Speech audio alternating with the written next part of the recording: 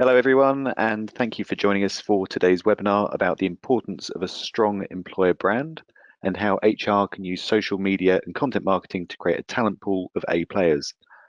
My name is David Richter. I'm the head of marketing at Cypher, and we're joined today by Ben Hollam, who's the founder of M2 Bespoke, a creative marketing agency who specialize in helping companies to build great brands by leveraging content marketing and social media. I'm really pleased that Ben could join us today. Welcome, everybody. As David's just teed up, my company is M2 Bespoke.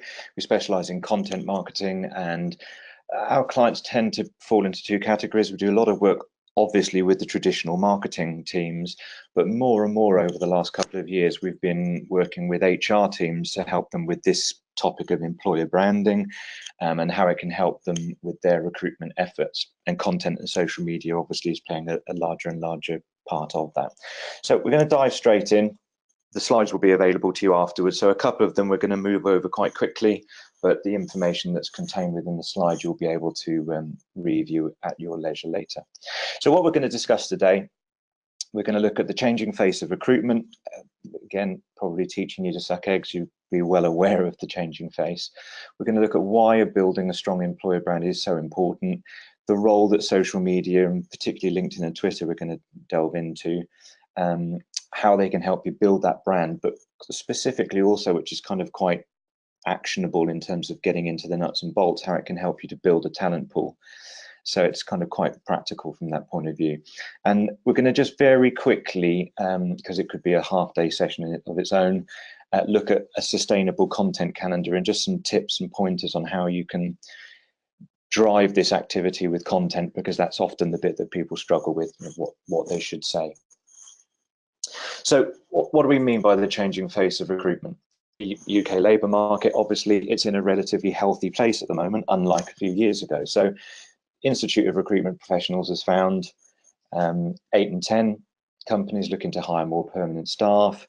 Employment, we know, is at a record high, which is all good and positive, but obviously if you guys are recruiting, in many sectors that equals a skill shortage, and it makes your job more difficult in terms of finding the right staff.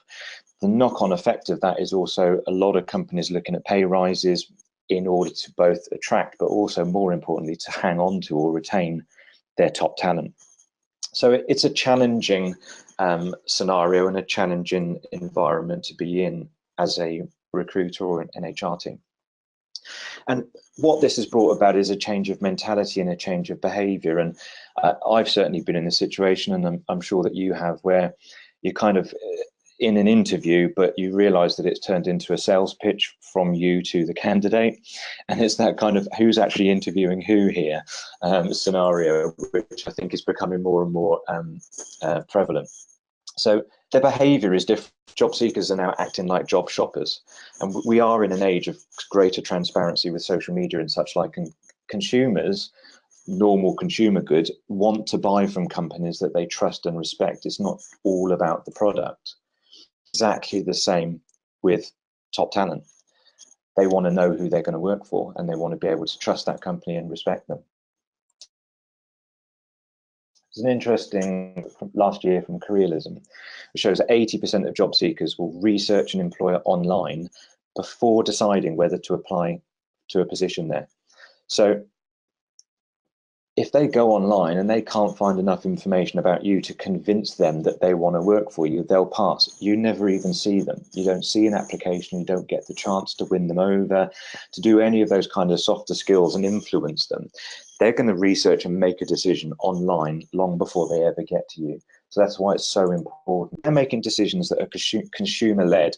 And as we mentioned, that puts the shift of the power goes towards the talent, and it makes the competition to acquire that talent that much tougher.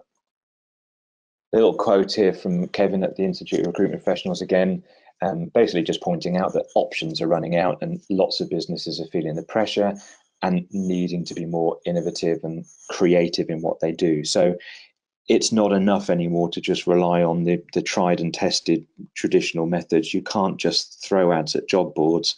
Everybody's got access to them. There's no competitive advantage.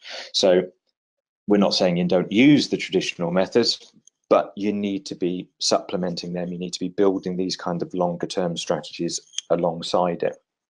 and start to build some traction from that point of view. So this brings us on to this kind of topic area that I often talk about with this subject, which is the difference between applicants and candidates. And it surprises me how often people kind of confuse the two. They talk about applicants all the time when it comes to jobs. And the way that I would look at this is that applicants apply for jobs, but candidates are people who are suitable for jobs, whatever their current situation. So they're out there, they might be perfectly happy, they might not be looking, but if they're suitable, have the skills that you would want to engage with them, they are a candidate or potential candidate. And this difference really kicks in when you're starting to recruit, because if you're relying on traditional methods to advertise and fill jobs that just rely on applicants, in the current market, and dependent obviously on the sector that you're in and the shortage of skills, you do run the risk that you're actually picking up the dregs. You're picking up people that by the time they've hit applying for multiple jobs, you're just in the pot with 20 other people that they applied to because they're desperate for a job. They might not be out of work, or they might not be comfortable where they are, but you're just in the pot. You've got no advantage over anybody else. What you want to be doing is looking at candidates. So you want to hire people who are in demand, but actually they're desperate to work for you when the time is right. Now that's obviously easier said than done, and tapping into that at the right time is what we're starting to talk about during this session today. So there's an interesting graph here which talks about or shows the thought process in very simple terms that a candidate might go through their journey to becoming an applicant. So on the left-hand side, obviously there's the point when they're not looking, they're happy where they start thinking about the possibility of moving. And then there is a point where they've decided that they would like to do something, they want to make a move, but they haven't yet taken any action. And that is the absolute sweet spot for you to be engaging with them.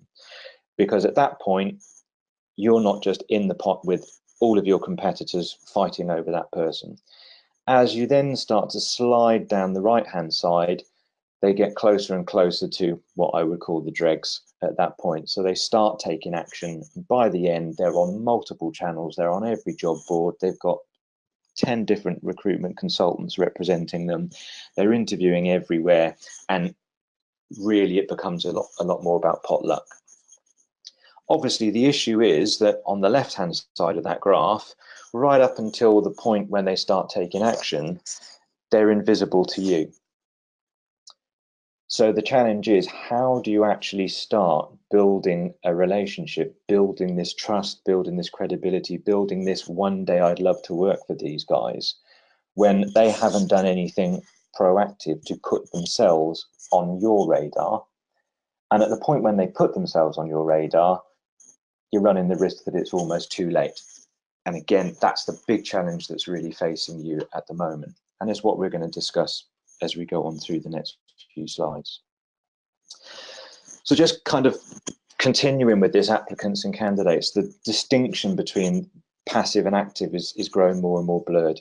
And a lot of employees are open to new opportunities, much more open than they were in years gone by, just at different degrees. And there's some interesting information from LinkedIn's talent that says that 15% of working professionals are surreptitiously starting to talk to their network. 25% are open to considering a new opportunity when approached by a recruiter. Add those together, you kind of got approachable passive candidates. You add them to the 25% that they've already said they're actively looking for a job, and 85% of the global workforce should be considered fair game. And that's a kind of shift in mentality in terms of the recruiter. It's shifting the mentality from looking at people that are applying for jobs to really trying to hunt out and build longer term relationships with candidates to make them more receptive at the time that you have a vacancy to fill. But that's great in theory. It's obviously easier said than done. So how do we actually start to tap into this pool of candidates who haven't done anything to put themselves on your radar? How do we increase our chances of being successful when it comes to hiring top talent when we're battling it out against our competitors. And this is really where building a strong employer brand comes into its own. So just kind of taking a step back makes a brand. Why do we refer to some companies as companies and other companies as a brand? And it really is this kind of sum of the parts. It's all of the elements which separate that company from something else. Sometimes we think of logos when we think of brands, the Nike swoosh. Other times we might think of their reputation. Sometimes it could be a sound. We all know the McDonald's whistle at the end of the advert, and Intel, etc. But actually it could be employees. It can be lots of different things that come together that set one thing apart from another. But what it does is it often enables those brands to stand out from their competitors. It enables them to keep going when economy takes a downturn because they've got the competitive edge. I sometimes use the analogy that if you're in Currys and you're buying a new TV and you're looking at a Sony, and next to it you're looking at a TV which looks very similar from a Chinese brand you don't know, your gut's screaming at you that they probably came out of the same factory. But if you could, and sometimes budget won't allow it and you have to go for the cheaper one, but in an ideal world, you'd probably go for the Sony because of recognition and trust. And chances are it did come from the same factory. We know that personal brands can also be just as strong. So probably the biggest example of this is Mr. Beckham on the left there, who's less famous for being a football than for posing in his underpants. In the middle, Jamie Oliver. Is he the best chef in the world? No. He doesn't have any Michelin stars, but he's worth £240 million last year. Him and his wife are about to launch a range of children's clothing. Is he qualified to design children's clothing? I doubt it, but he's done a great job of building a brand that people trust and that they can rely on. So the principle applies to personal brands, and exactly the same way it applies to employer brands. So what do we actually mean by that? Let's kind of define, break it down. And this was a good definition, or one that I personally like. Your employer brand is a direct reflection of your organization's personality and how it's perceived both internally and externally. That's a simple sentence, but communicating that authentically and to the right people at the right time is, again, obviously easier said than done. What should it do? Well, it should directly showcase what it's like to work for you in order to attract the best talent. It should make your company both visible and credible. Now, this is critical. It's no good being visible if you're not credible, if people don't actually trust you. And equally, it's no good being highly credible, but no one knows you exist. So you need to be seen as a leader in your field and the natural first choice destination for the top people, the top talent within that industry or sector. That's what your employer brand is all about. And importantly, and we'll come on and develop this a little bit further later on, it should raise the profile of thought leaders within your company. So individuals, the humans behind the brand.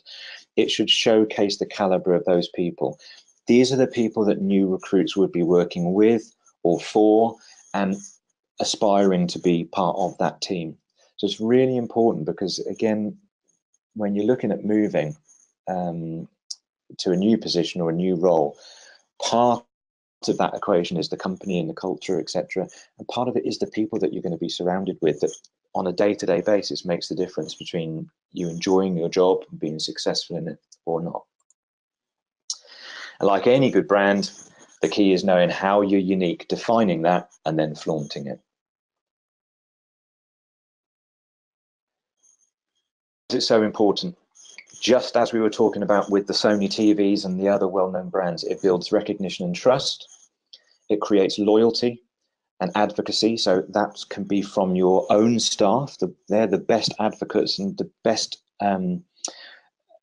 or key to helping you recruit is the advocacy and loyalty of your own staff.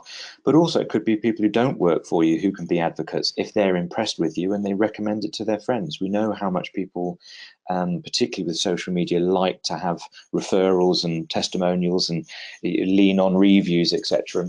Some of those might come from people who don't actually work for you.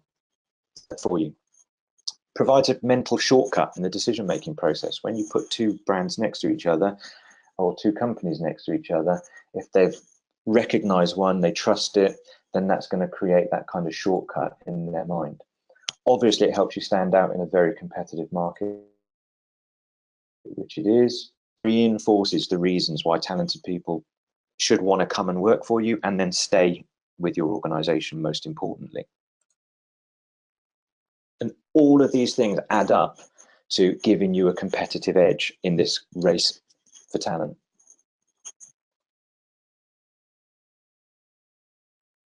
There's a few interesting little stats here, which we just wanted to include, again, which just reinforce this topic of why it's so important. So number one, most job changes are to companies that candidates already know. Kind of sounds obvious, but 66% of people who recently changed jobs were aware of the company by the first time they hear about the job. So it wasn't a case of they saw the job advert and then they thought, well, who's that, and go online and find out about them. The most successful companies, the candidate's already heard of them and knows about them before they see an advert. Again, not rocket science, but most job seekers these days go online to find out information about you before they apply. Majority of job seekers, this is interesting, read at least 6 reviews before forming an opinion of a company. So if they've seen your job advert and quickly gone onto your website and that's the first point of contact with you, your chances of recruiting them are going to be greatly lessened over someone where they've already familiar with you and they can read reviews and they've had multiple touch points. And that's the same in any form of marketing. Multiple touch points are required to influence people to make the decision and have the goes without saying that companies that have tarnished employer brands have to do something to kind of redress that balance, and often higher salaries and incentives are the cost of doing that. And there's a couple of stats to leave their current job and being happy to take less pay or less of an increase to join an excellent company versus requiring a bigger jump in pay to go somewhere that had a bad reputation, to kind of mitigate that risk. Strong employer brand will help you to source. Of candidates said that they would consider leaving their current jobs if a company with an excellent reputation offered them another role. So this is just warming people up and making them more receptive, more predisposed when you do actually either approach them directly or they see your advert. This is putting in the kind of hard time into building that relationship, but it pays off when you actually come to recruit. And the majority of, in fact 80% in this survey, again with LinkedIn, agreed that employer brand has a significant impact on their ability to hire great talent. So all of these things kind of come together to build this picture that a strong employer brand is going to help you right the way through the line in terms of your recruitment efforts. So how do you actually go about doing that? And obviously there are loads of ways that we can do it, and particularly what we're going to concentrate on today is looking at how you can tell this story using content and sharing it through the channels or social media channels. And that's where we're going to spend our time. Now, you could have argued this point 5 or 6 years ago maybe, but today social media is most definitely not a fad. It needs to be something, it's not considered to be optional. It needs to be embedded in your everyday recruitment activities. Now, that's not to say that you drop everything else that you do. One of the things with social is that it takes time. It takes time to build traction. But as traditional methods start to tail off in their effectiveness, it's no good waiting until the day that you suddenly realize they're stopped working completely and then start to jump ship across to social media and content, because you're going to have this enormous hole for a period of time while you're getting the traction going. So you need to start building up these activities alongside what. There's so many channels that you could be using. There's so much that you can do, but it doesn't necessarily mean it's the right thing. So we're going to look at a few of the channels, but the golden rule here really is, where is your audience hanging out? It's not about what your favorite channels are. It's about picking the channels where your audience can be found and then using content which is both appropriate for the audience and the channel. So we'll start to talk about that a little bit more over the next couple of slides, but it's very, very easy to default to the channels that you feel comfortable with. Personally, I would never ever be hanging out on Twitter. It's a shocking thing to admit from someone who does what I do, but Twitter's not my favorite place to go. But it's really, really important because for us as a business, because that's where our audience is. So we use Twitter because it's not about me. So let's look at a couple. Facebook's becoming more and more important in the context of recruitment. There's a quote here from Forbes, just backing that statement up, that it's an increasingly valuable tool. And it's not just because of the numbers of people that are members of Facebook, it's because of the tools which are built into Facebook. Its capability for targeting people is pretty unrivaled, really. So it's really up for recruitment. The average person spends 1 out of every 7 minutes that they're online on Facebook, which is a pretty shocking stat.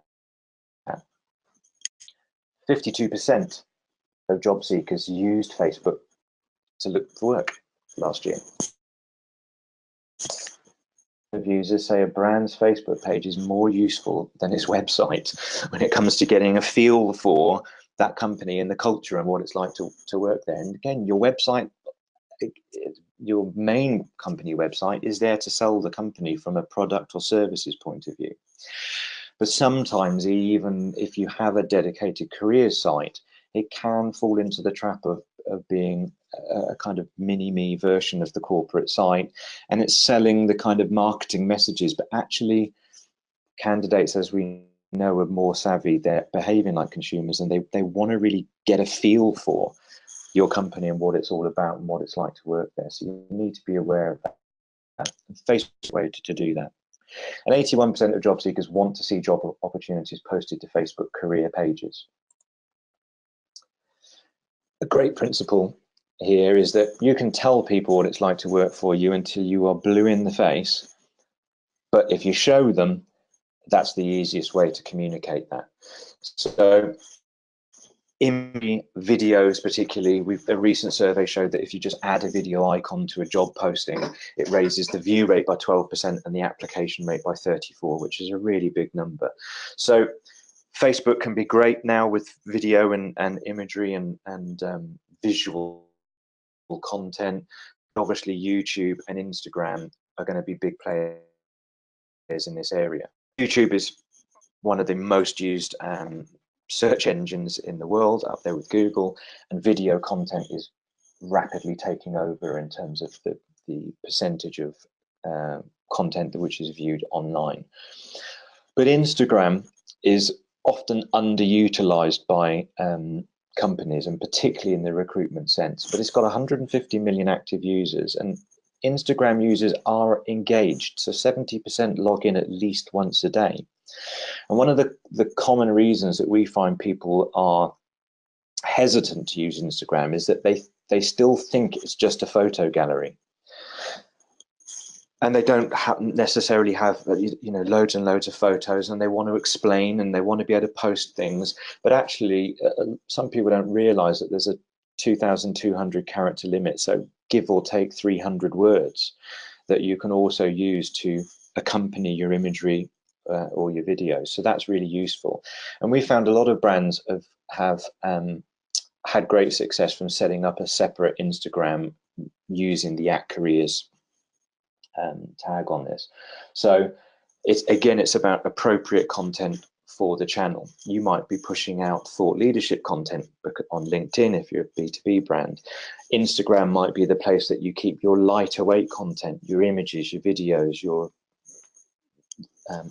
outside of work activities, the culture, the what it's like to work here content. So don't rule out Instagram, but whatever channels you're using, this principle of not just telling people, showing people what it's like to work for you is really, really important. Okay, so moving on. Instagram in action. So here's just a couple of examples which I pulled from our own Instagram. most definitely there as a recruitment tool. So the guy's making Christmas wreaths, some awards that we won 2 years in a row, the happiest workplace, so we broadcast it, bake-offs. We're fortunate to work in a nice office space where we can go outside in the summer and have barbecues on a Friday lunchtime. These are all things which give people a feel for the culture of us as a business. And this has made a massive difference over the last couple of years in terms of our recruitment, because whereas probably 3 years ago we really struggled to find people, since we built up this kind of profile, we're now finding that we get probably 1 or 2 CVs submitted every week through our website. So actually people are starting to come to us, and when we do have to proactively go out to the market, they're much more likely to say, oh yeah, I've heard of you, aren't you the guys with the chickens, or whatever it is that they have to say. So it really starts to build personality and give people a feel for, okay, that's I know what the job is, but what does it actually feel like to work in this place on a day-to-day basis? And that's what you're trying to communicate, something more emotive that makes them want to work for you, as opposed to just do their job for whoever wants to employ them. So that's what Instagram can do for you. Now, a really important thing that we mentioned earlier on is not just building the employer brand from the company perspective, but it's humanizing that by bringing out key individuals within the company. It's because people engage with people, particularly LinkedIn is a classic example of this. Company pages on LinkedIn really struggle to get engagement and interaction. It's the personal profiles, and the same with Twitter, where people will actually engage with them, as opposed to you just broadcasting information and kind of shouting at people. So I picked out a couple of examples here. The reason I've picked out this example is because Christine's done a great job at building up her personal profile. Christine is runs a recruitment business. Now, you guys will deal with lots of recruiters. Every day, the good ones are up against the quite justifiably bad reputation of the industry as a whole. It makes it very difficult for them, both in terms of engaging on social media with potential clients and candidates, and also recruiting for themselves. And you will know as well as anybody that, generally speaking, if you're looking at your social media feed, particularly on LinkedIn, if you see a recruitment consultant pop up in your timeline, the chances are they're either asking you if you've got a vacancy or asking you if you're interested in a job that they've got on. You don't see too much else. And what Christine's done is, over a period of time, is to build up a profile as a leader in business, as particularly as a woman in business. She's writing heavyweight content. So some of the content, the example she used here, was writing about mental health, which is quite an emotive topic, and she was quite scared about going there, and whether somebody with depression can thrive in a fast-paced sales environment. She wrote this article. It picked up about 1,500 views in about 48 hours. The Evening Post in Bristol picked it up. And within days, she started to see an upturn in CVs being submitted for their own recruitment processes, but also it helped them with candidates and clients as well. So this is just an example of somebody kind of bucking the trend and fighting back against the kind of reputation within this industry to elevate themselves personally, and her company is benefiting from that. The next example, and this is a campaign that my company put together and we're working with them on. So River Island have a careers site, and they're currently recruiting for a lot of highly technical software developers. Now, if you are a specialist software developer, and some of the skill sets that they're recruiting for I've literally never heard of, that's how niche they are, River Island is probably not high on your list of or your wish list of destinations. You're probably not thinking of them in terms of this cutting edge technology, but actually they've made massive investments over the last couple of years and are pretty revolutionary in the way that they're doing it. But in order to kind of reinforce all of these messages, not only is the brand and the company positioned in itself as a leader in this area, but they're picking out individuals within the business to back that up. So on the left, you'll see the example, their head of architecture. He's a pretty aspirational guy. He comes across really well on video, he speaks well, and he's got some pretty out there views, as you can see from the title of his topic, Enterprise Architects Are Dead. But they're pushing the individual as opposed to River Island writing an article about enterprise architects. It has no personality and no engagement. They're producing video where you get to meet members of the team. So it's really starting to push the people that you would aspire to work alongside, and the company behind those people benefits from their credibility. So it works in both directions. So really encourage you to think about this. Think about the people within your business and positioning them as thought leaders also. One quick slide about mobile. A recent survey said that 40% of candidates research the employer and read the job description on their mobile 15 minutes before the interview. And yet this is a year of this stat, but a year or so ago, only 20% of Fortune 500 companies had a mobile optimized career site. So if you have a dedicated career site, don't let it be the kind of poor relation to your main site, which is what sometimes happens. It kind of gets thrown up, it's got some jobs on it, but there's no real investment. Think about making your career site a real destination for people to keep them engaged, but also make sure that it's mobile optimized. If you don't, you really do run the risk that you're missing a trick. And it's again comes back into the subject of being available to people in the format that they want you to be available at the time when they want you to be available. So if that's in the back of a taxi on the way to an interview, or not on the way to an interview, but on a mobile phone, and they get to your site and they can't read it and it's all jumped out of format, it reflects on you as a business, and it makes it harder for them to really engage with you and form this opinion of you. So really important to think about mobile optimization. Okay, so most of what we've been talking about there is talking about building awareness, building perception. This is a great place to be, and getting that word out there, both as a company and also the individuals within it. We're going to kind of get slightly more granular now and talk about the actual nuts and bolts of using these tools to build a talent pool. So if it's done right, social media can help you identify and grow an audience that's made up of candidates that match your target criteria, and it can then help you convert that audience into advocates and potential future employees. That's a big statement, but it's all possible given time and given consistent effort that social can deliver all of this to you. We'll look at some specifics here. So it can help you identify candidates, and we use candidates rather than applicants, and build a talent pool. So social lets you, if you remember that chart with the sweet spot, social lets you start to identify people that could be great to work for you long before the point where they've made the decision that they want to leave where they are and start taking action. So this is how you start to engage with people before they've put themselves on your radar. It can help you build your visibility and your credibility within that talent pool. It can help you proactively get onto their radar and warm them up so they're more receptive at the point when you reach out to them, or when they see a job advert, or the holy grail is if they apply to you directly.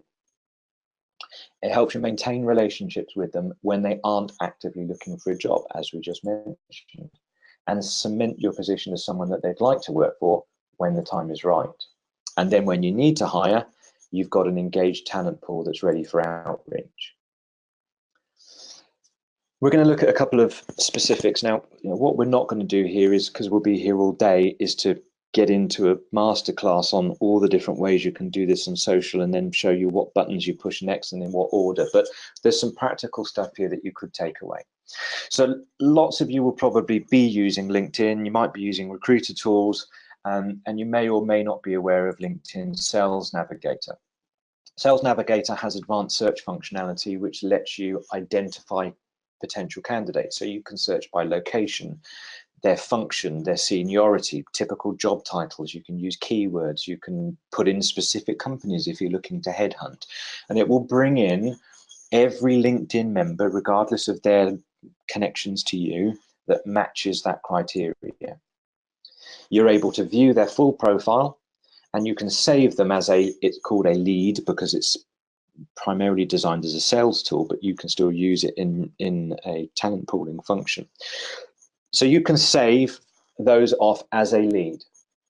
Now, normally when you log into LinkedIn, and you will probably have noticed this the same as I have, you log into LinkedIn and the first thing you see is your timeline, which over the last year or so has got noisier and noisier and noisier, and frankly, kind of more and more full up with rubbish.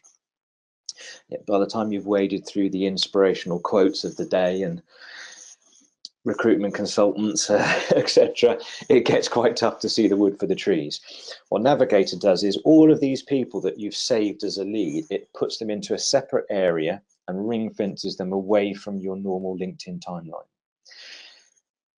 When you then go to your Navigator timeline, all of the activity that you see is only from people that you have decided you would like to keep an eye on, and you'd like to monitor, and you'd like to engage with.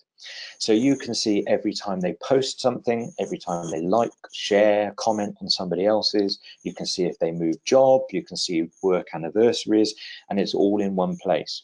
It's really quick and efficient to start building these kind of low-level relationships just by every time you like, if you like something, or you reshare, or you join the comments, they see your post or your comment, they see you pop up in their timeline, and you'll see your profile views, etc., go up with that. So it enables you to just interact in a completely natural way and get on these guys' radar and look for the natural time then to dial up the conversation to a more commercial footing. Twitter lists also help you categorize potential candidates. So Twitter, you can search for people with a certain job title, location, etc. And by building a list, that screen's not very clear, my apologies for that, but you can save lists however you want to categorize them. And the beauty of that, again, is that you can go into a list and all you see is activity from the people that you saved into that list, making it really easy for you to like, retweet, comment, follow them. If they follow back, you can direct message them. It's just ways of building a relationship with people over time and keeping a pool of people that you're at varying stages of warming up or engaging. You can utilize social search tools. I mean, there are so many of these out there. Unfortunately, it is a almost full-time job keeping up with every new app and every new tool that says it will change your life. The key with these is really looking at what functionality it gives you and making sure that you don't waste time playing around with things just because they're there and they're cool and shiny, as opposed to using the tools that really benefit you. We just picked out one example here, which is called Follower Wonk, and they tend to have bizarre names like this. There's a premium version, but even just the free version lets you search people's bios for job titles. So, for example, the example on the screen here, I did a search for HTML5 developers. It's important that you tick the box that says search Twitter bios only, as opposed to them mentioning the word develop anywhere on their feed. And that will bring in people that have got that job title.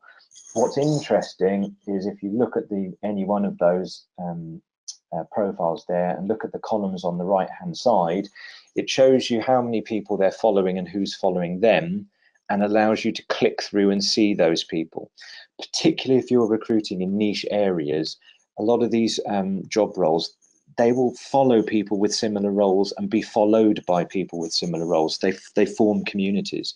So if you find one, if you can then access everyone that they follow and everyone that follows them, you're going to find more people that match that criteria, and you can disappear off down a rabbit hole following looking at those people. But it's just an example of the kind of tools that you can use to really get into the nuts and bolts of building a talent pool. And through all of this is the thing you want to be keeping, is to have a pool of talented candidates who already know you, they already like you, they already trust you, and actually they like the idea of working for you when the time is right. If you can do that, then every Monday morning when you go into work, your day job is going to be that much easier when it comes to interacting. These people are going to be warmed up and more receptive to what you do. You'll have more focus, and that's got to be good for you and for your efforts to recruit the right people. I think you'd agree. Okay, so changing tack slightly just for the last few minutes. All of that's great in theory, and then the first thing that particularly HR teams struggle with is, well, what do we say? How do we actually keep all of this afloat? And unless you've got a content strategy behind it, then there's no point in having an Instagram or a Facebook or LinkedIn or any of these things if you've got nothing to say and it's just empty and, you know, just like the party and nobody turned up, basically. So how do you do it? Well, as we mentioned, this is a massive topic all in on its own. We're just going to give you a couple of. So a sustainable plan will probably combine content designed to say that these two things. One, this is a place where you'd like to work. So you know us, you like us, you trust us. And two, some people that you'd like to work with or work for because you know them and you like them and you trust them. It's a very simple principle. So whether that's company or individuals, you're looking for content which is going to be entertaining, which is going to show off the culture, give them a feel for what it's like to work there. It's also going to build credibility and trust. So you need a range of content, from lighter weight stuff that shows, you know, in our case, the staff having a barbecue on a Friday, through to thought leadership content that says, well, it's not all just fun and games. We're actually really credible and we're experts and we know what we're doing. And you want to build that for both the company and key individuals within it. How do you do that? Well, here's a very quick plan which you could steal and populate yourselves. Curated content. What we mean by that is topical, relevant content from credible third-party sources. So build yourself a Twitter list of industry publications that tweet regularly so that you can very quickly just retweet or share their content through your channels, and it keeps things ticking along through the day, keeps those kind of channels active and populated with very little effort, and you haven't had to produce your own content. If you can top and tail it or introduce it in some way, ask a question, make a statement as to whether you agree with it or not, fantastic. That just shows that you've taken a little bit more care and attention. So that's curated content. That will be your most regular content. Created content obviously takes a bit more time and effort because by definition, you've got to actually. Level one, so your most frequent content. Similar to the curated, you can look for topical content that's already out there in the public domain. It's not original thought, but it is relevant to what you do. And you can repurpose it. You can take something from a credible source, you can top and tail it, summarize the article, add a few words of your own, and it will read like an opinion piece that's supported by something from a credible neutral source. Great way of keeping this your blog or whatever it might be ticking along with your own original content. Shows that you're plugged into your industry and you have a voice, but with very little impact or the least impact on your time and resource. Level two, lightweight. This is a great place to work content. So internal news, awards, people getting promotions, PR, away days, whatever it might be. Anything that kind of builds up that feeling. Again, in the real world, you can't be everywhere with your camera at every given minute. So I would be looking to enlist key people within the business and get their buy-in to helping keep a steady supply of this content coming to you, making you aware of things that you should be aware of. Did you know this is going to be happening this afternoon? Can someone come down and take a photograph? But just a few key people in key departments that have bought into it and can help kind of keep that thing ticking along makes a massive difference. And then level three, which would be probably your least frequent because it's the hardest to produce, would be your heavyweight content. So some thought leadership, things that position both the company and key members of the team as experts in their field. If you could use that framework and produce a calendar where you start to just drop things into it. That will give you a starting point. So that's how you can put together a sustainable content plan that's going to drive all of this activity. And again, what you're aiming for is to try and build this pool of people who know you, like you, trust you, and you've engaged with them and they've been warmed up over a period of time. So hopefully that resonates, makes some sense. There was an awful lot of information there.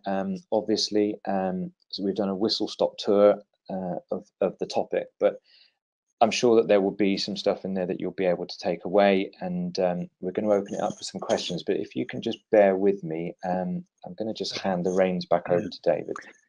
Ben, thank you very much for that. The first one for you, Ben, will be whether LinkedIn's Sales Navigator and Twitter lists comply with the GDPR. Don't know whether you've got any experience there. Yes, popular topic. GDPR. The actual answer to that is there's quite a bit of confusion around it, but the answer is it depends on how you use it. Navigator won't let you, for example, download information, so you don't actually hold any of that information. So within Navigator, you've just got all you're literally doing is saving profiles which are in the public domain, which you're able to view. So there's no actual data being held away from LinkedIn servers or on your machinery. You've not got their personal details, etc. And this is exactly the same thing with Twitter. It's a social media channel. Anything which is within that Twitter list is out there in the public domain. It's not being held as data that falls under GDPR. LinkedIn used to have some functionality where you could download some of this data. They've removed that recently. I'm sure that part of that is because they're aware of GDPR and varying similar programs in the States and North America, etc., that were a couple of years ahead of the UK on that front. So as long as you're not taking a whole load of this data off and holding it on your servers, then you should be okay. But it is a big old topic. Yeah, I would also be very surprised if LinkedIn or Twitter haven't considered this and have actively changed their terms of service or terms of use that people are agreeing to when they use their tools. Okay, thank you.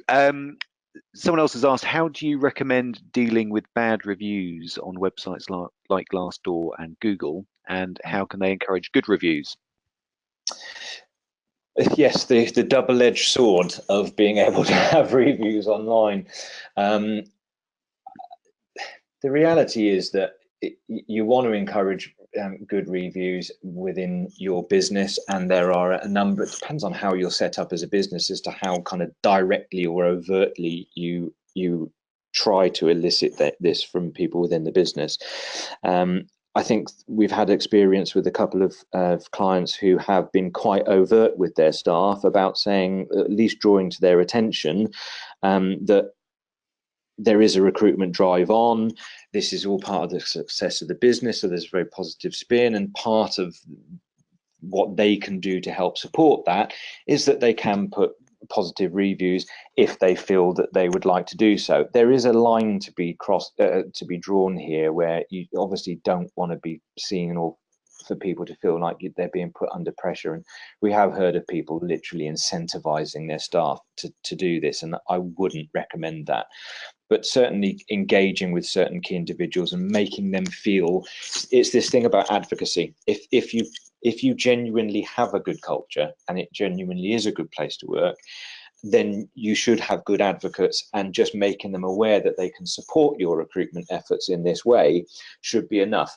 Nothing's going to make up for the fact that if you're trying to bluff your way through getting people to recommend working there when actually you have a bad culture and it's a bad place to work, that's not going to help you much. In terms of overcoming bad reviews, I think, to be honest with you, the main advice I would have is not to kind of ignore them and hope they go away. But if there is a way of responding to them, respond. And the best way to bury a bad review is to push it off the page with good ones.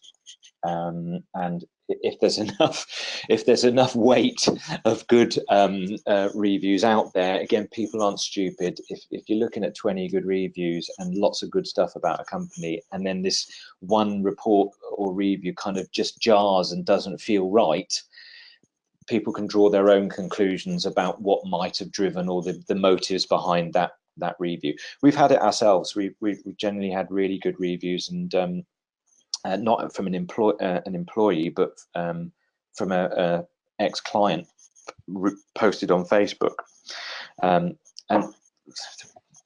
about the breakdown in the communication. And obviously the reason for it was that they didn't pay their bill for 8 months, and then they wrote a terrible review on us when we eventually, it worked its way through, and we sent people in to try and reclaim the money. So we knew that story, but we kind of rose above it, and we responded and we said, look, we're really, really sorry. And over a period of time he disappeared, because there was other good reviews online.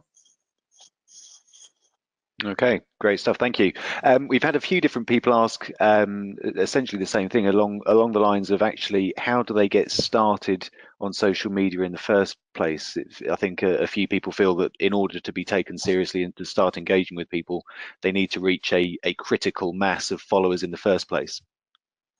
Yeah, again, the honest truth is there is an element of that, because if you're out there, it's catch-22 when you're starting out, in that it's very hard to attract followers when they're going to be the first one to the party, and until you've got an element of credibility, then it kind of really holds you back.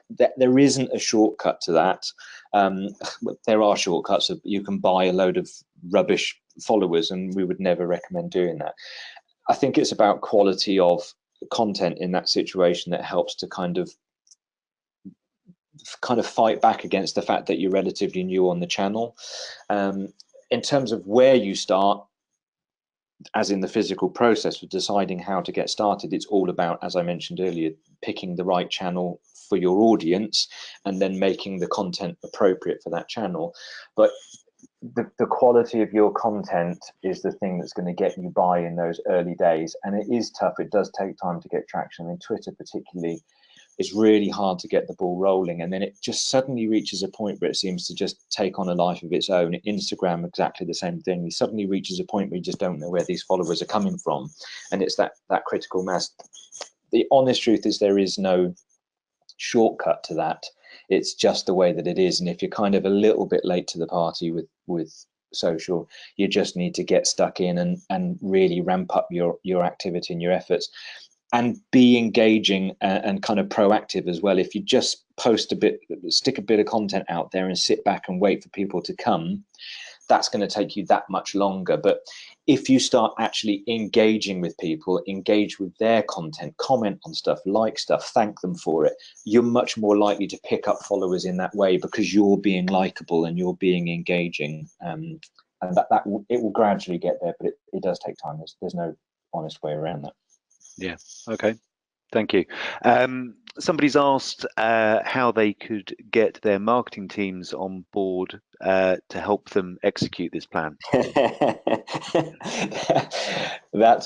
There is a question that we hear quite a lot, because this is a great example of where kind of, some big organizations, the HR function will have a kind of marketing person or marketing element to it.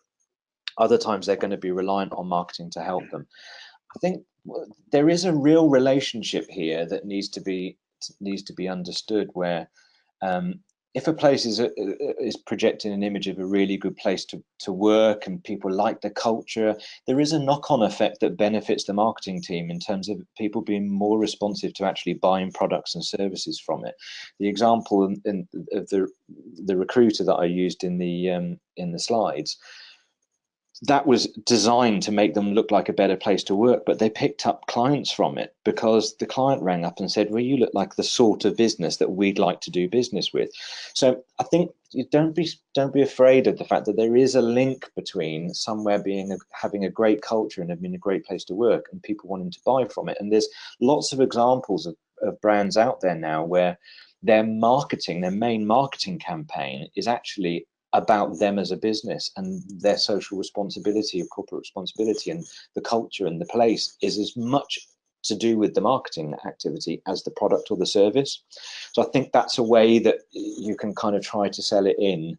It has benefits, and ultimately, yeah, happy staff and bringing in new staff, they're all people that are more likely to go out and buy product as well. So they are linked together, and people need to see it that way.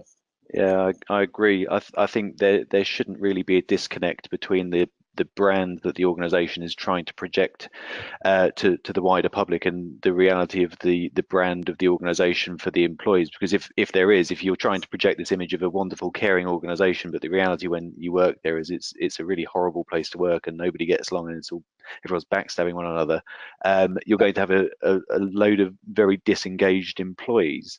Yes. I think a lot of the time marketing teams are going to be focused on things that maybe they just are under a lot of pressure to deliver whatever it is, but perhaps helping the sales team to hit certain sales targets for the organization, and simply having somebody from HR just bring this to their attention. There's a whole wealth of knowledge and experience that the marketing team will be able to provide. Yeah, absolutely. We've got time for one more question, potentially a bit of a sticky one here. So it's Okay. if we were to encourage certain individuals in the business to be thought leaders and use their LinkedIn page to promote and represent the company, where do we stand on ownership of the LinkedIn account and essentially the database of contacts being built up in there? Yeah. I'll leave that one to you, Ben. No, again, there's no point in fudging this one. The great thing, or the downside, depending on how you look at it, is people's LinkedIn profile stays with them. So there is an element here of being careful who you're raising as thought leaders, but equally enjoying it while it lasts and benefiting from it while it lasts. There are things that you can do, obviously, in terms of social policies that can be put in place, particularly if someone is directly using one of their social channels for work related, or in a work related context, that can help you at least have some control over what they're saying. So it kind of gives you a little bit of control in terms of them being too controversial or posting stuff that they shouldn't be posting, as opposed to their own personal Twitter account. But the reality is that if they move on, there's not much that you can do. Obviously, if you're paying for a premium license, etc., other than the fact that you're not going to keep paying it for them.